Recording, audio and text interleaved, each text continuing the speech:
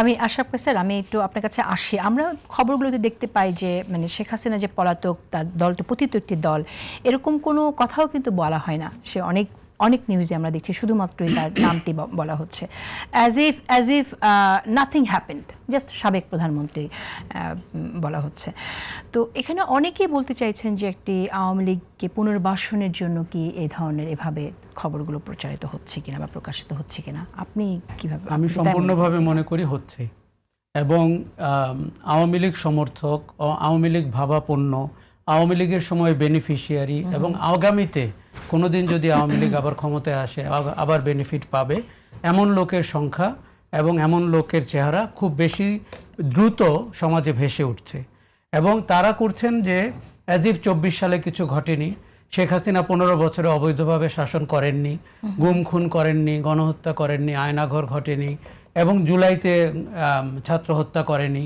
এর কোনো আপনি দেখবেন যে কোনো সংবাদের, আমরা তিনজনই প্রায় সংবাদ নিয়ে বসবাস করি, তার একটা মানে পাদটিকা থাকে। এই পাদটিকা ছাড়া শেখ হাসিনার সংবাদ প্রচারিত হয়।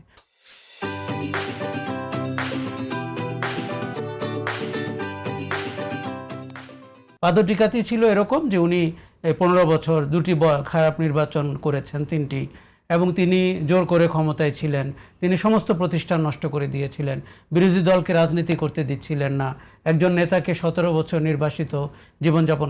এই কনটেক্সট ছাড়া, এই পাদটিকা ছাড়া সংবাদগুলো পরিবেশন হচ্ছে।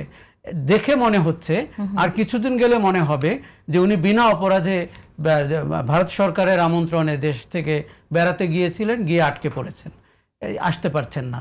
এখন দেশে একটা আন্দোলন তৈরি করতে হবে যাতে তাকে ফিরিয়ে আনা যায়।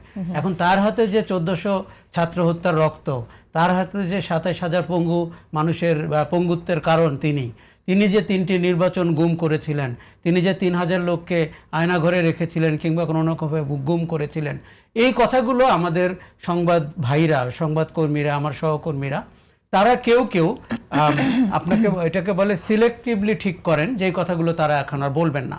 তারা আলোচনায় নিয়ে আসেন ইউনূস সরকার, তারা আলোচনায় নিয়ে আসেন 18 মাসে তরুণ নেতাদের দুর্নীতি। সবই হয়তো সত্যি।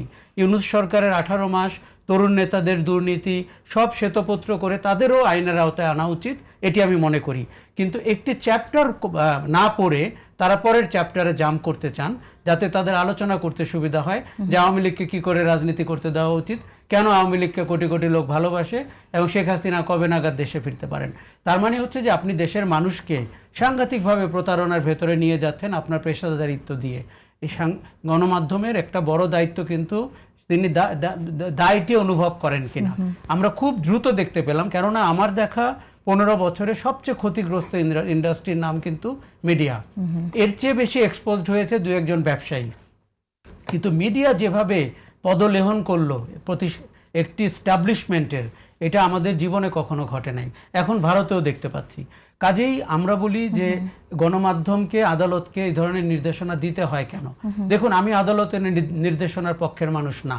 আমি মনে করি মাঠের নির্দেশনা অনেক বেশি রাজনীতির জন্য জরুরি, কিন্তু আদালতকে তখনই দিতে হয় যখন তারা মোকাবেলা করতে পারে না, তারা দেখতে পায় গণমাধ্যমে সেই পুরনো লোকগুলো ফিরে আসছে।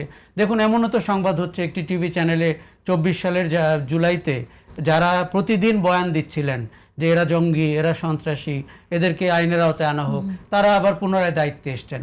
ওই লোকগুলো কি 2 বছর কোনো রকমের পলায়নের অবস্থায় ছিলেন কিংবা ওএসডি হয়েছিলেন, তারা ফিরে এসে কোন বয়ানটি দিবেন? তারা জুলাইয়ের ওই কন্টিনিউয়েশন আবার দিচ্ছেন যে এরা জঙ্গি, এরা সন্ত্রাসী। তাহলে মাঝে যে অভ্যুত্থানটি হলো সেটি হারিয়ে গেল। আমাদেরকে রাজনৈতিক তাৎপর্যটি বিবেচনা করে কাজটা করতে হবে।